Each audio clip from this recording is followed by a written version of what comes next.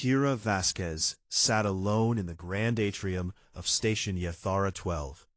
Her legs crossed beneath her on a curved bench made for species 3 times her size. And she read her datapad the way she did everything else, without making a sound.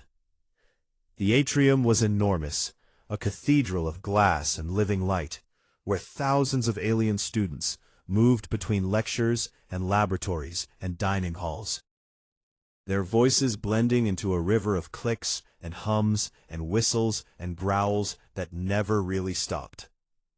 And Kira had learned to let that river flow around her, like water passing over a stone. She had been at the Galactic Concord Academy for 3 months now, and in that time she had made exactly 1 friend, received 0 disciplinary warnings, and earned the quiet respect of every professor who had the patience to look past her file. Her file was the problem. Every species on the station had a classification code attached to their homeworld, and most fell somewhere between Class 1 and Class 6 on the Galactic Danger Index, worlds with mild weather and gentle ecosystems, and predators that could be scared off with a loud noise. But Earth, her Earth, sat at Class 12, and that number followed her everywhere she went, like a scar she could not hide. Deathworld native, her file read, threat class extreme, and beneath those words was a long list of things that the Academy administration wanted other students to know about humans. That their bones were dense and difficult to break, that their muscles could generate force far beyond what their size suggested, that they could survive injuries that would kill most galactic species twice over, that they were persistence predators who had evolved to chase their prey across entire continents until that prey simply collapsed from exhaustion. None of it mentioned that Kira liked poetry, or that she hummed old Brazilian folk songs when she thought no one was listening, or that she had come to this station because she believed with her whole heart that humans could be more than what the galaxy feared them to be. A familiar chirping sound pulled her attention from the datapad, and she looked up to see Lissik hurrying toward her across the atrium floor, her thin bird-like legs moving in that rapid, nervous way that meant something was wrong. Lissik was a Talari, hollow-boned, feathered in soft shades of silver and blue, barely a meter tall, with wide, dark eyes that always seemed to be on the edge of tears, even when she was happy. And she was the only person on the entire station who had chosen to sit next to Kira on that first terrifying day of orientation, when every other student had kept their distance. Kira loved her for that, quietly and completely. "Kira," Lissik said, and her voice was shaking. "He did it again." She did not need to ask who. "What happened?" Kira said, keeping her voice soft and level in the way she had practiced since childhood. Voice? Her mother had called her River Voice, calm on the surface, even when the current underneath was fast and dark. Lissik sat down beside her and tucked her wings tight against her small body, and Kira could see the trembling in them, and she could see the faint bruise forming on Lissik's upper arm, where something large had gripped too hard. "He was in the East Corridor with his friends," Lissik said, "and I tried to go around them, but he stepped in front of me, and he shoved me into the wall, and he called me prey stock, and he said that creatures like me should not be allowed to study alongside real species." Kira's jaw tightened by exactly 1 millimeter, a movement so small that no alien species in the galaxy would have noticed it. But if another human had been watching, they would have recognized it instantly as the quiet click of a safety switch being tested. "Are you hurt?" Kira asked. "Just my arm," Lissik whispered, "and my pride, I suppose," reached over and took Lissik's small hand in hers, careful and gentle, the way she always was with her friend, because she knew exactly how much pressure Talari bones could withstand, and she would sooner cut off her own arm than cause Lissik pain. "Come on," Kira said. "I will walk you to class today." They walked together through the atrium, the small bird-like alien and the human girl who moved with a stillness that made other students step aside, without quite understanding why. And behind them, conversations resumed in a dozen languages, and not one of those conversations was about anything other than the weather, or homework, or what was being served in the cafeteria that evening. Because nothing had happened, really. Nothing visible, nothing worth reporting. 3 levels below the atrium, in the combat training hall that smelled of ozone and alien sweat, a very different scene was playing out.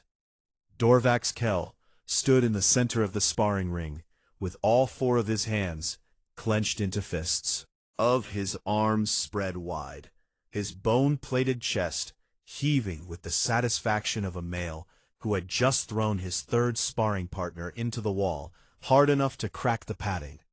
And his entourage, a collection of Vrenaki and other large species students who had learned that standing near Dorvax was safer than standing against him, cheered and stomped their feet in approval. He was enormous even by Vrenaki standards, 8 feet tall and built like a fortress, his natural bone armor covering his chest and shoulders and skull in plates of dull ivory that could stop a plasma round at close range, and his 4 arms, each ended in claws that could punch through ship hull if he was angry enough. His father was Senator Kell of the Vrenaki Dominion, one of the 12 warlord senators who controlled a military empire spanning 40 star systems, and Dorvax had grown up knowing that the galaxy was divided into 2 categories, the Vrenaki and everything beneath them. "You see the Terran pet today?" Dorvax said to his entourage, cracking his neck with a sound like stones grinding together.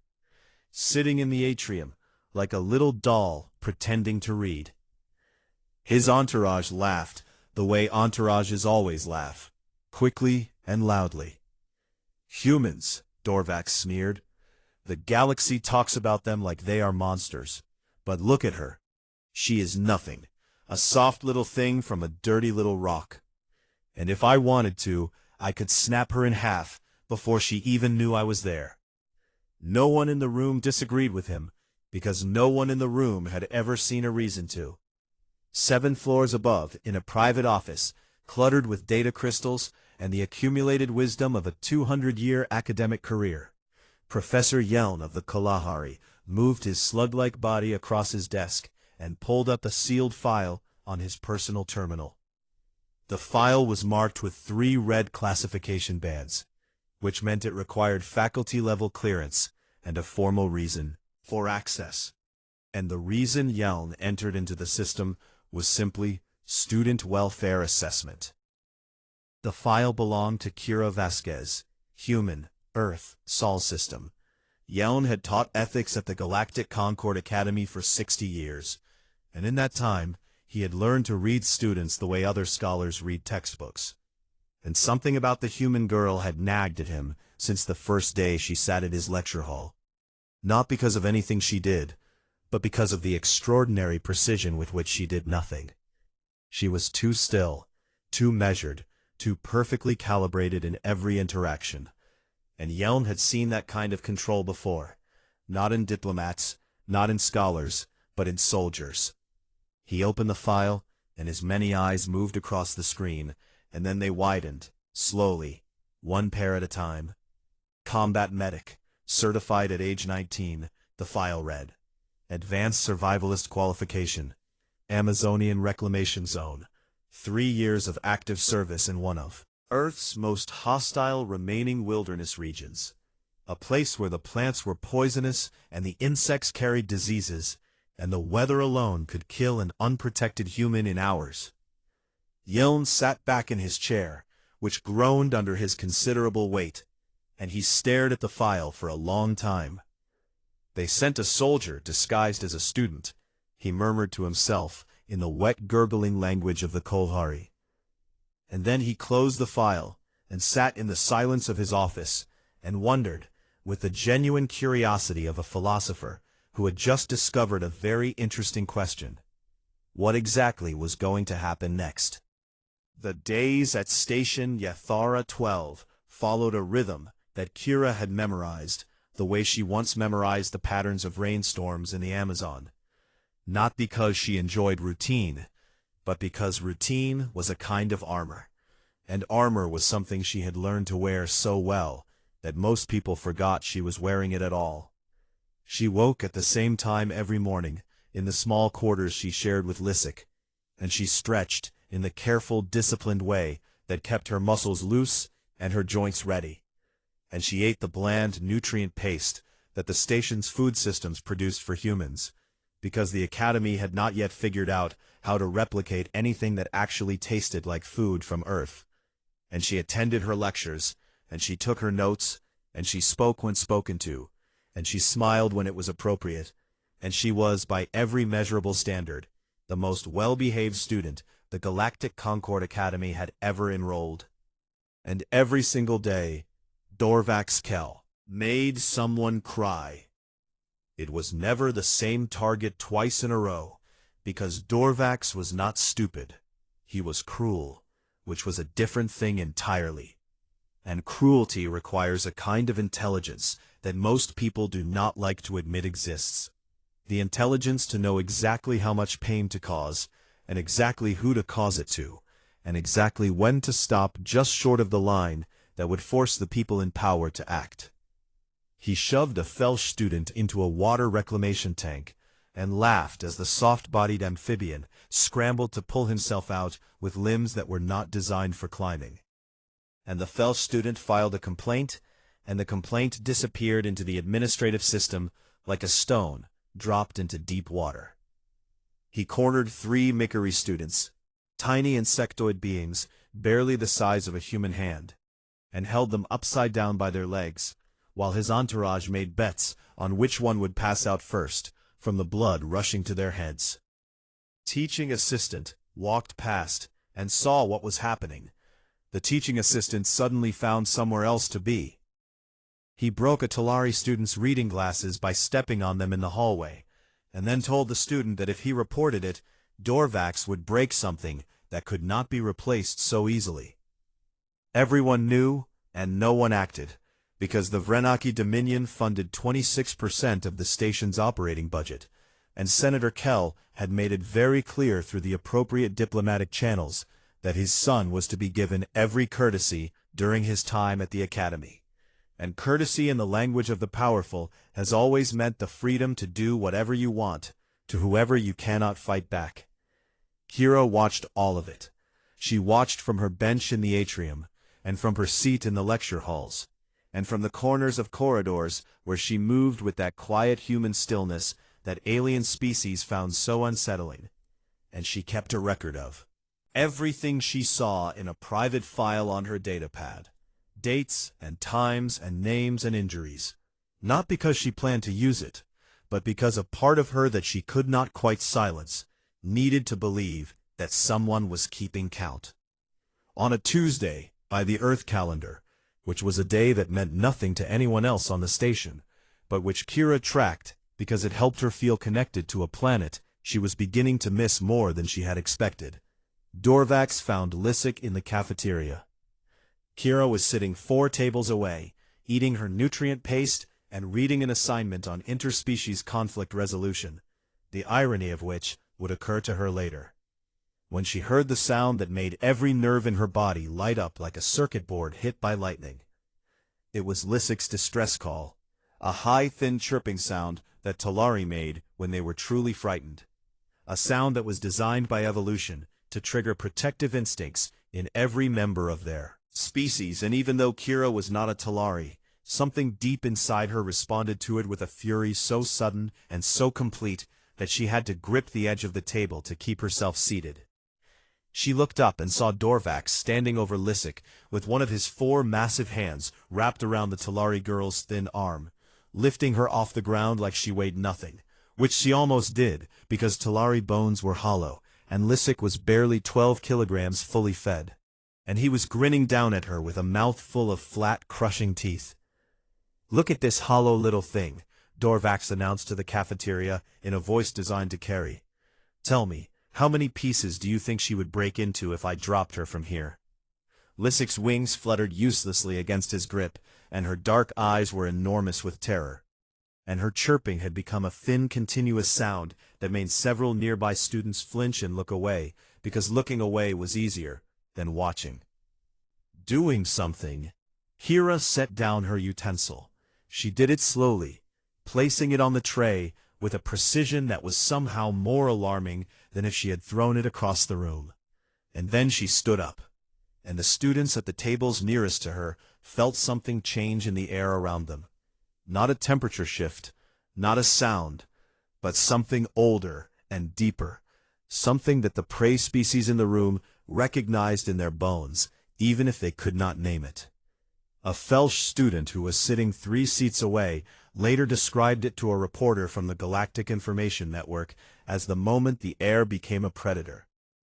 Kira walked across the cafeteria with her hands at her sides and her spine straight, and her breathing perfectly even, and she stopped 2 meters from Dorvax, and she looked up at him, because he was 8 feet tall and she was 5'6", and the difference between them was almost comical.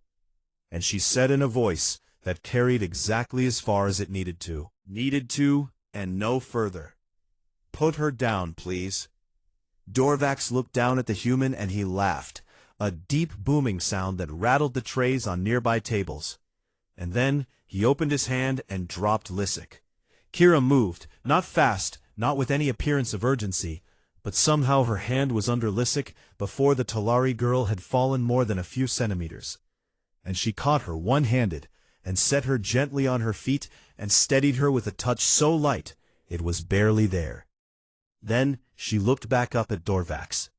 He stepped forward and jabbed one massive clawed finger into Kira's chest, hard enough to leave a bruise that she would examine later in the privacy of her quarters, without expression. And he leaned down until his bone-plated face was close enough that she could smell the metallic tang of whatever Vrenaki ate for lunch. "Touch me, Deathworlder," he said, and his voice was a low rumble like something geological, "and I will have your species banned from this station." Kira did not step back, and she did not blink, and her heart did not beat 1 fraction of a beat faster than it had been beating when she was sitting at her table reading about conflict resolution. And she said, "I will not touch you, not today." Then she took Lysic's hand gently in hers and walked her out of the cafeteria. And behind them, the silence was so complete that you could hear the hum of the station's air recyclers 3 decks above. A Mikari student at a corner table quietly deactivated the bioscanner she had been running out of sheer terrified curiosity, and stared at the readings on her screen. And what she saw made her feel a cold she had never felt before. The human's heart rate had not changed, not during the confrontation, not during the catch, not during the moment when an 8-foot bone-armored predator had been close enough to bite her head off. It had stayed at a steady 62 beats per minute. Entire time, as calm as if she had been sleeping. That evening, in the combat training hall, Dorvax threw his sparring partner through the reinforced wall padding, hard enough to crack the bulkhead beneath it. And when his entourage gathered around him, he did not laugh, or boast, or sneer, and the absence of those things was more frightening than any threat he had ever spoken. "I am going to break the Terran," he said quietly, "and I am going to do it where everyone can see." His entourage said nothing, because they had heard him angry before, but they had never heard him quiet. And quiet, in a Vrenaki, was the sound a mountain makes in the moment before it falls. What Dorvax did next was not loud or dramatic or violent in the way the galaxy expected violence from a Vrenaki. And that was what made it so effective, because the cruelest campaigns are the ones fought in whispers and small destructions, the ones designed not to break the body, but to make the soul so tired that it breaks itself. He started with her datapad. Kira found it on the floor of the corridor outside her quarters one morning, cracked cleanly in half along its central processor line, the kind of damage that could only come from being gripped by something with 4 hands and pulled apart like a wishbone. And next to the broken device was a small scratch on the wall, 4 parallel lines from 4 claws, left there the way a predator marks its territory. She picked up the pieces and held them for a moment, and she thought about the 300 pages of notes she had stored on that device, the carefully organized files for every class, the poetry she had been writing in quiet moments, the letters to her mother that she composed every week but could never send because interstellar communication from the station cost more credits than her scholarship provided. And then she put the pieces in the recycler and went to breakfast. 2 days later she arrived at the human-designated gym and found that her access code had been revoked. And when she contacted the facilities office, they told her that an anonymous safety complaint had been filed, suggesting that human exercise in high-gravity conditions posed a structural risk to the station. And the complaint had been flagged by someone with enough administrative pull to require a full review before access could be restored. And the review would take approximately 6 to 8 standard weeks. Kira thanked the facilities officer politely and walked to the standard gravity recreational area, which was calibrated for species from Class 2 and Class 3 worlds, and she exercised there instead. The resistance felt like almost nothing to her, because Earth's gravity was nearly double what this room simulated. But she went through every movement with the same focus and discipline she would have used in any gym on any world, because the exercise was never really about the body. It was about the practice of control. The rumors started the following week, spreading through the station's social networks with the organic speed of something that had been carefully planted and then left to grow on its own. And the rumors said that the human girl was dangerous, that she had been seen watching other students with the focused attention of a predator tracking prey, that she had been sent to the academy not as a student, but as a spy for the Terran military, that humans could not actually be trusted in civilized spaces because their instincts were too wild and too close to the surface. Students who had been cautiously friendly began to avoid her, and instructors who had praised her work began to call on her less in class, and the empty space around her bench in the atrium, which had always been there but which she had been able to ignore, grew wider and colder. Kira smiled at every student who flinched away from her, a small, warm smile that reached her eyes, even though it cost her something each time, and she continued to attend her classes and submit her work on time, and speak when spoken to, and be in every way that could be measured exactly the student she had promised the Terran integration program she would be.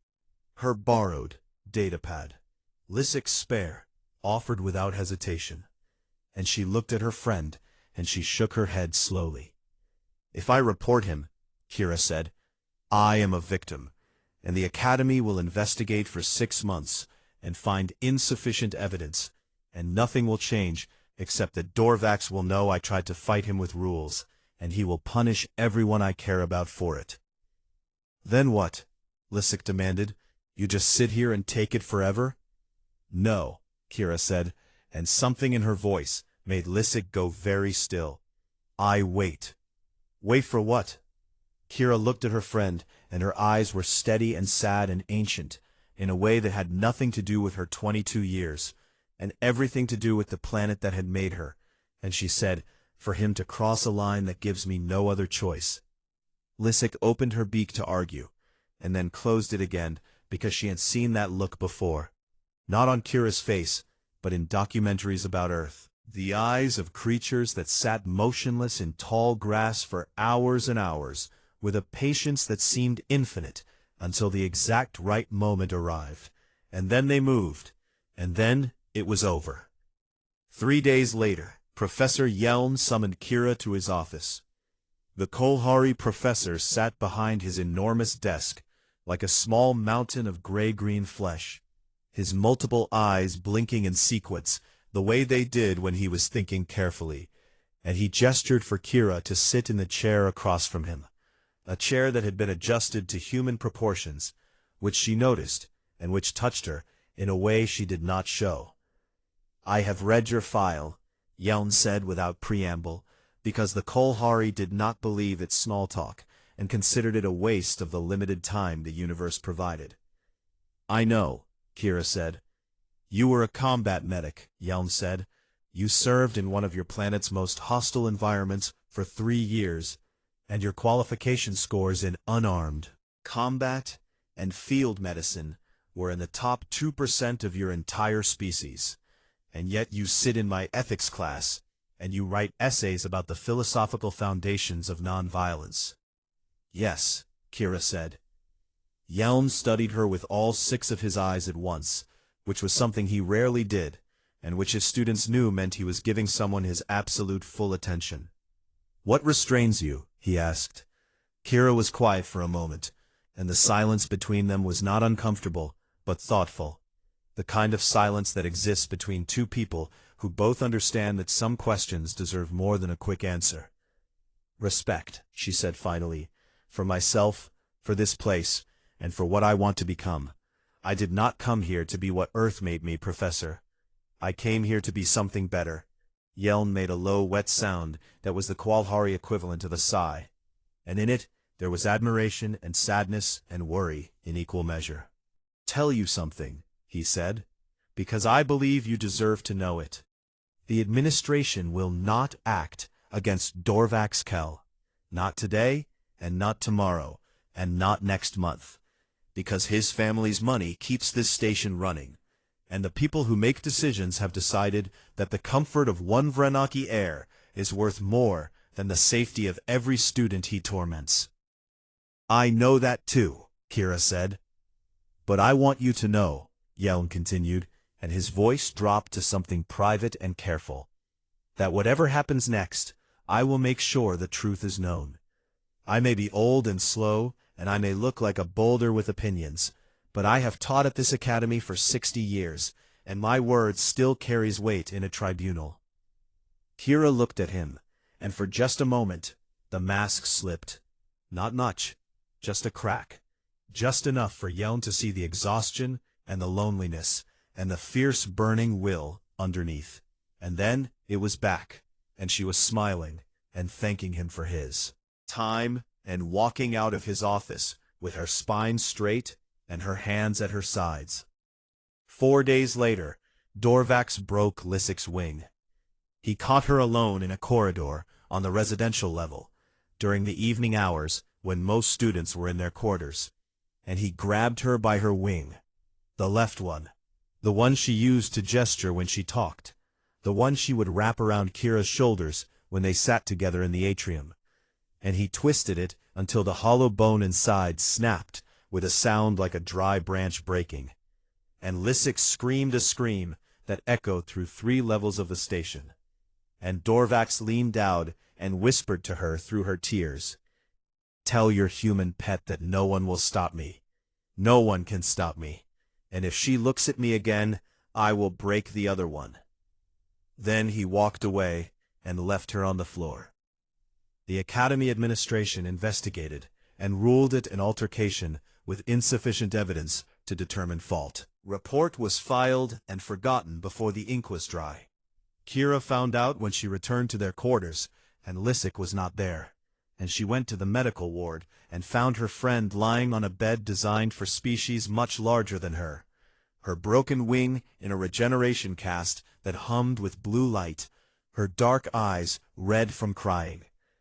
Kira sat beside the bed and took Lysic's small trembling hand in both of hers, and she held it the way you hold something precious and fragile, and she did not speak for a long time. "He said he will do worse next time," Lysic whispered. "He said no one will stop him." Kira looked at her friend's broken wing, and she felt something move inside her chest. Not anger exactly, but something deeper and older and more dangerous than anger.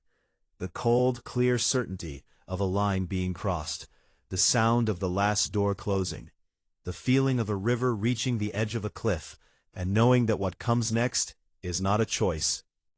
Gravity. She stood up, and she straightened her uniform. A habit, a ritual, the last gesture of the person she had been trying to become. And she said softly, "He is right. No one will stop him." A pause, and in that pause the whole station seemed to hold its breath, even though no one was listening. The combat training hall on the 4th level of Station Yathara 12 was built to withstand the violent exertions of the galaxy's most physically powerful species. With reinforced walls and shock-absorbing flooring, and gravity dampeners that could be adjusted to simulate conditions on almost any inhabited world. And at midday on what the station's calendar designated as Cycle 847, the hall was full of students, watching Dorvax Kell throw his sparring partners around like toys. His entourage occupied the benches along the eastern wall, and scattered among them were students from a dozen other species who had come to watch because watching Dorvax train had become one of those dark entertainments that people attend not because they enjoy it, but because it is difficult to look away from something that frightens you. The training instructor, a mid-sized Grellian with 4 legs and an expression of permanent resignation, stood near the equipment rack and did not intervene as Dorvax lifted a sparring drone above his head and hurled it across the room hard enough to dent the far wall, because intervening with Dorvax had proven to be a career-ending decision for the last 3 instructors who had tried it. Dorvax was in the middle of telling his entourage about the Felsh student he had cornered that morning when the hall's main doors opened, and every voice in the room stopped at once, the way sound stops when a predator enters a clearing. Kira Vasquez stood in the doorway. She was wearing her standard academy uniform, gray and fitted, designed for a human frame that looked small and unremarkable in a galaxy of giants, and her dark braided hair was pulled back from her face, and her hands were clasped behind her back in a posture that anyone from Earth would have recognized as parade rest, the stance of a soldier waiting for something to begin. She did not enter the room, not yet. She simply stood in the doorway and let the silence build around her, like pressure building behind a dam, and her brown eyes moved slowly across the hall until they found Dorvax and settled on him with the calm, steady focus of something that had made a decision and would not be making another one. Dorvax saw her, and his bone-plated face split into a grin that showed every one of his flat, crushing teeth. "The Terran pet finally comes to play," he said, and his voice was loud and pleased and full of the confidence of someone who had never in his life been given a reason to doubt his own supremacy.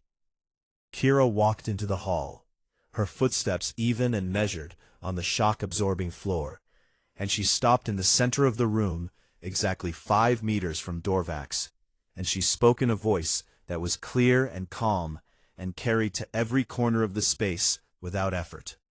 "You broke a Tolari girl's wing," she said, "because no one here can stop you.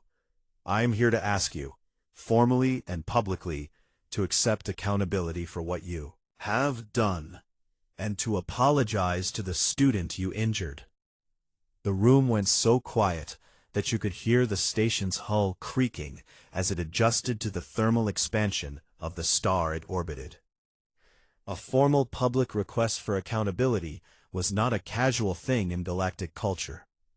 It was a recognized protocol that carried weight in every legal system from the Vranaki Dominion to the Kolhari Consensus, and refusing one without legitimate cause was considered a profound dishonor, the kind of stain that followed a family name for generations. Dorvax's grin faded. Not because he cared about honor, he did not, but because the human had just done something he had not expected. She had given him a chance to walk away, and the fact that she had done it in front of witnesses meant that what happened next would be a matter of public record. For a moment, for just one brief moment, something flickered behind his eyes that might have been the first dim awareness that he had miscalculated, and then it was gone, drowned by the rage of a creature that had never been challenged by anything smaller than himself. "You want an apology," Dorvax said, and his voice dropped to the low, dangerous register that made his entourage instinctively lean back. "I will give you something better." He charged. It was a Vreniki combat charge, the full terrifying display of a species that had evolved on a high-gravity world rich in megafauna. Nearly 400 kilograms of bone-plated muscle moving with a speed that should have been impossible for something that large. All four arms spread wide to grab and crush and tear, his jaw open in a roar that shook the equipment racks on the walls. Every other student in the room flinched, and several cried out, and the training instructor took 3 rapid steps backward. And Dorvax's entourage surged to their feet, with the excited bloodlust of a crowd that knew it was about to see something broken. Happened next took exactly 3.7 seconds. The hall's security system recorded it at maximum resolution from 4 different angles, and in the days and weeks and months that followed, those recordings would be analyzed frame by frame by military experts from 26 different species, and would become the single most watched piece of footage on the Galactic Information Network for an entire standard year. And not one of those experts could find a single wasted movement in what Kira Vasquez did. She did not meet the charge. She simply was not where the charge arrived. Dorvax's right primary fist, the one that could punch through ship hull, passed through the space where her head had been a quarter second earlier, and she was beside him now, moving with a fluidity that did not look like combat at all, but like something organic, like water flowing around a stone, like wind finding the gaps in a wall. Her left hand caught his lower right wrist as it swung toward her, and she redirected the force of it, using his own momentum to rotate his torso, and her right hand found the joint of his lower left arm and applied pressure in a direction that Vrenaki arms were not designed to bend, and he bellowed in pain and surprise, but she was already moving again. She was not fighting him the way the Vrenaki fight, with power and force and the blunt application of mass against mass. She was fighting the way humans fight when they have been trained in the old arts, the ones that Earth's people developed over thousands of years of killing each other. Arts that did not require strength, only knowledge, only an understanding of anatomy so deep and so precise that every body became a map of vulnerabilities. She swept his right leg at the knee, a strike that would have been meaningless against his bone armor, except that she did not hit the armor. She hit the tendon behind it, where the plating did not quite reach, and his leg buckled. 400 kilograms of Vrenaki came down, and then she was behind him, one arm wrapped around his massive neck, her forearm pressing into the one gap in Vrenaki bone plating, the cervical joint beneath the skull plate, a soft space no wider than 3 human fingers, a vulnerability known only to exoanatomists and battlefield medics, and one very quiet girl from a Deathworld, who had spent 3 years learning exactly where every species in the galaxy kept its weaknesses. Her legs locked around his torso from behind, anchored against his hip plates, and her position was so precise that his forearms could not reach her. She had placed herself in the one blind spot that Vrenaki physiology could not compensate for. A spot that existed because no creature in the Vrenaki evolutionary history had ever been small enough and fast enough and smart enough to get there. Dorvax thrashed, and the sound of it was terrible, like a building coming apart. With the calm endurance of a species that had evolved to run for days without stopping, a species that did not tire the way other species tired, a species that could hold a position for hours if it needed to, because patience was the first and greatest weapon that Earth had ever given its children. She spoke into his ear, and her voice was steady and soft, and carried no anger, and no triumph, and no fear. And what she said was picked up by the security microphones, and would later be quoted in over 4,000 academic papers on interspecies conflict resolution.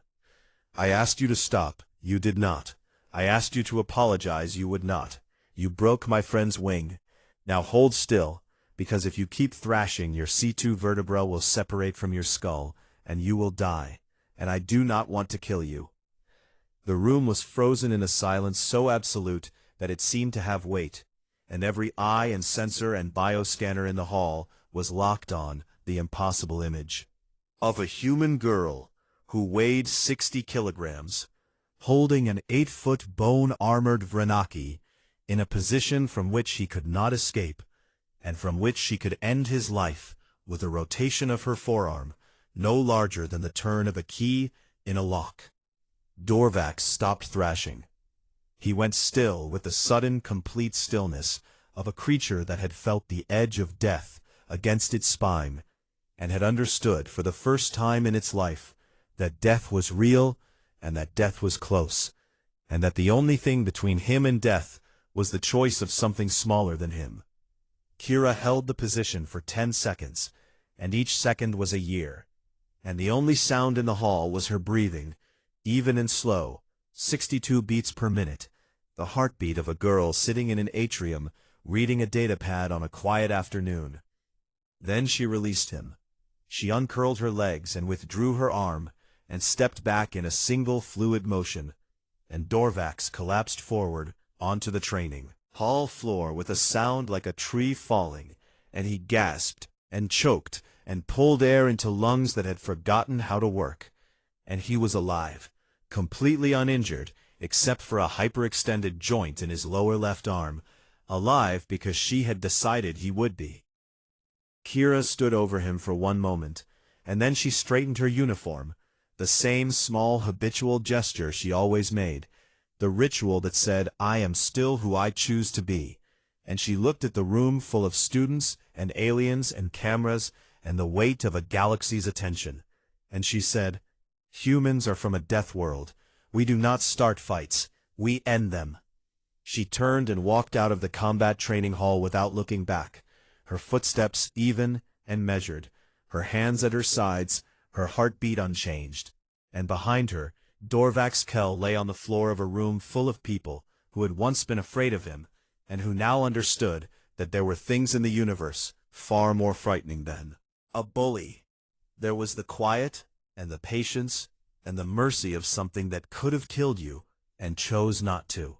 The footage reached the Galactic Information Network before Kira had finished walking back to her quarters, because 12 different students in the combat training hall had been recording on personal devices, and every single one of them uploaded what they had captured within minutes of her departure. And by the time she sat down on her bunk and unlaced her boots, the video had already been viewed 900,000 times, and the number was climbing in a way that the network's algorithms had never seen before. Within 6 hours, it had been viewed by 80 million sentient beings across 47 star systems. Within a day, the number passed 1 billion.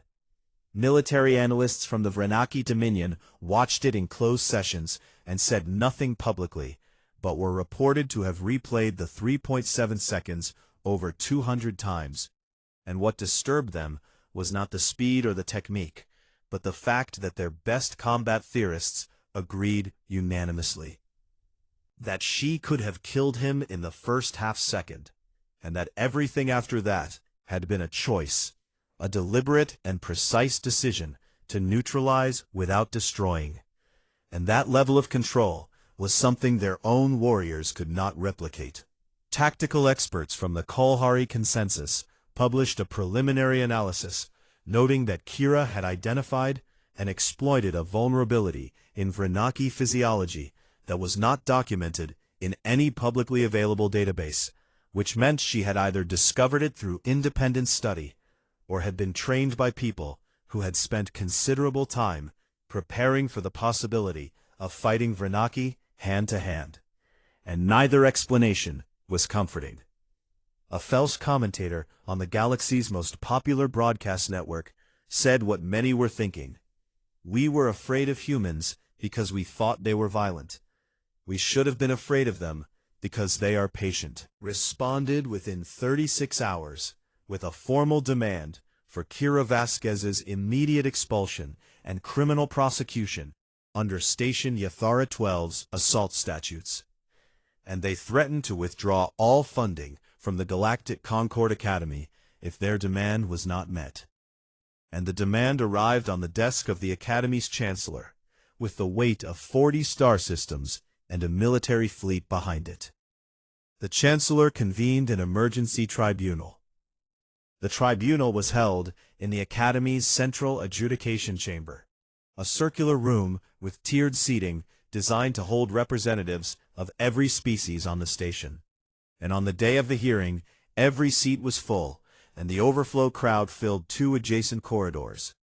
And the proceedings were broadcast live on the Galactic Network at the request of 17 different governments who had suddenly developed a keen interest in a scholarship student from Earth. Kira sat in the respondent's chair, wearing her Academy uniform, her hands folded in her lap, her face composed, and she did not speak because she had been assigned a representative. A nervous Grellian legal advocate who kept adjusting his 4 legs as though he could not find a comfortable position. But she did not need to speak, because Professor Yelm had requested permission to address the tribunal, and the permission had been granted. Yelm moved to the center of the chamber, with the slow, deliberate grace of a Kolhari who knew that the room was watching, and who intended to make every second count. And he activated the chamber's display system, and the first thing he showed was not the fight. He showed the security footage from the 6 weeks before the fight. He showed Dorvax destroying Kira's datapad in the corridor, the 4 claw marks on the wall visible in the recording like a signature.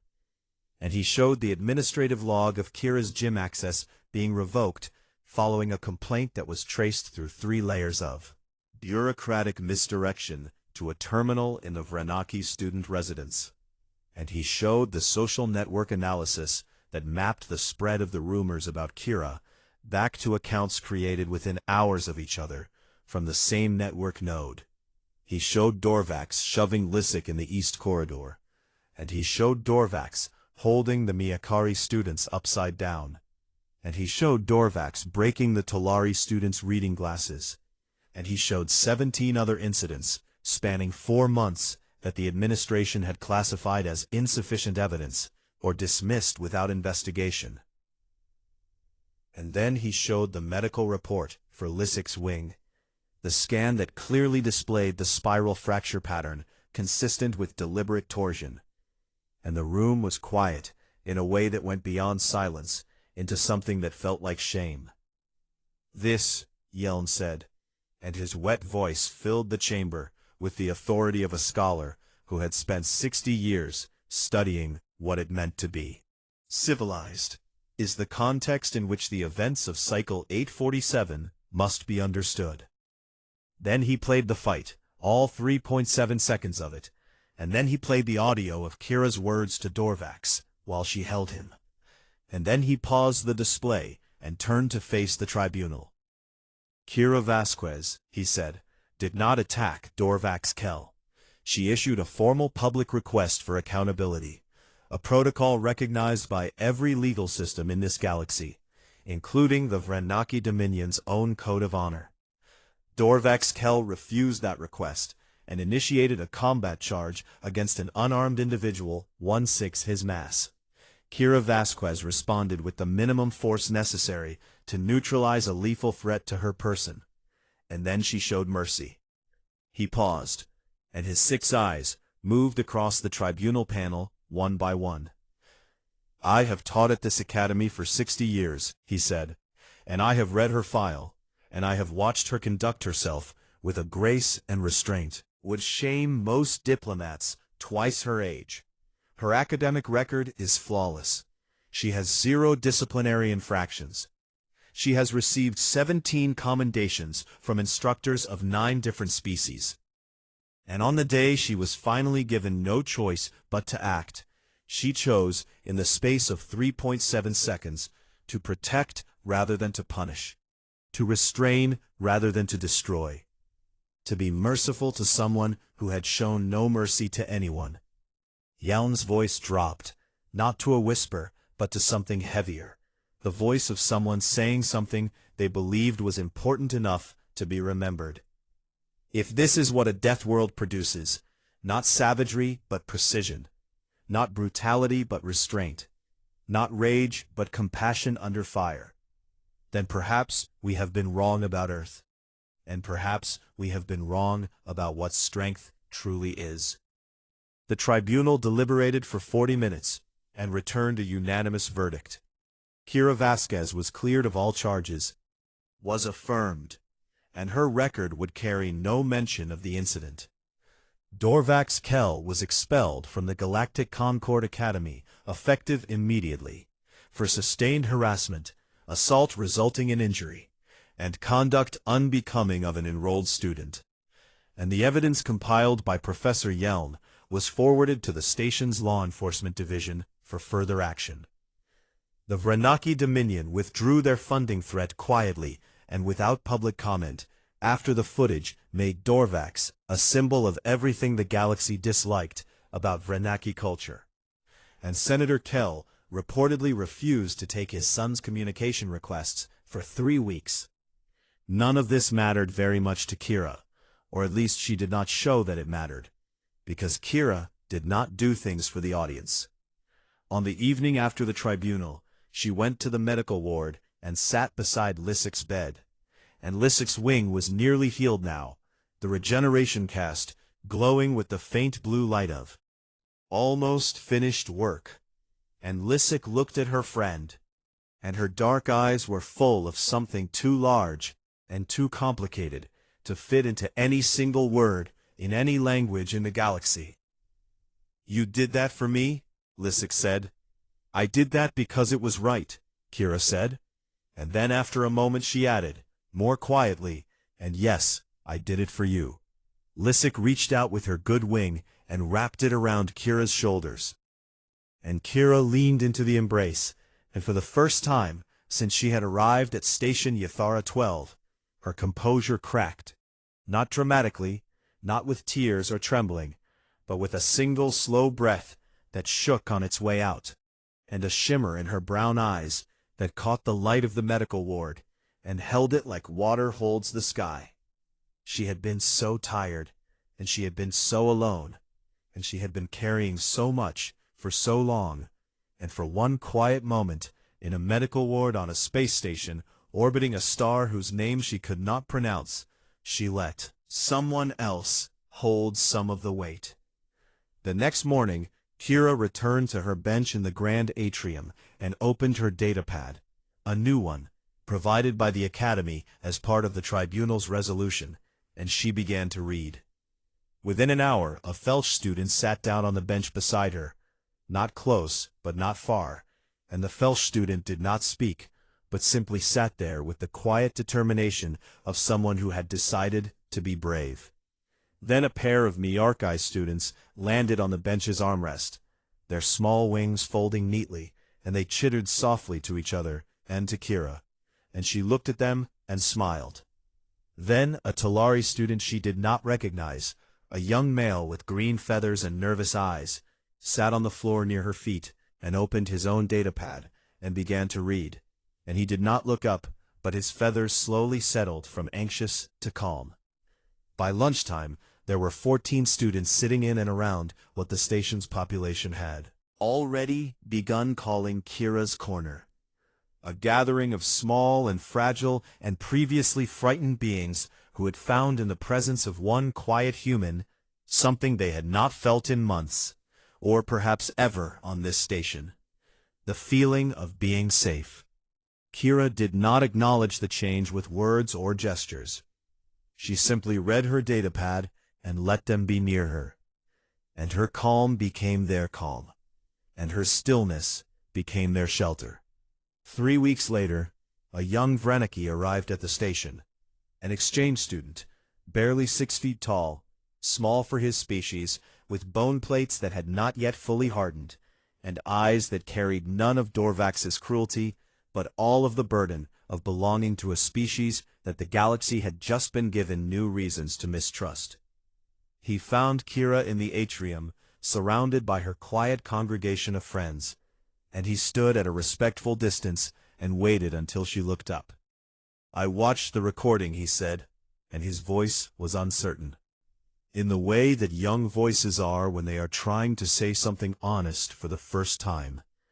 And I do not want to be like him. I want to be strong the way you are strong. Not the fighting part. I do not mean the fighting. I mean the part before, the waiting, the choosing, the not fighting. Can you teach me how to be that? Kira looked at him for a long moment, and the students around her went quiet, and the young Vrenaki held his breath, because he did not know what the human girl who had nearly broken his kinsman's neck would say to someone wearing the same bone plates as the person who had hurt her friend. Kira smiled, and it was the first full, warm smile that anyone at the Galactic Concord Academy had ever seen from her. A smile that transformed her face from something still and guarded into something open and bright and deeply kind. And she said, and in the grand atrium of Station Yethera 12, surrounded by friends she had never expected, and watched by a galaxy that was only beginning to understand what it meant to share the stars with the children of Earth, Kira Vasquez returned to her datapad and read in silence, serene and still, not because the universe was gentle, but because she had chosen to be. And that choice, the hardest and the bravest and the most human thing she had ever done, was the only strength that had ever truly mattered.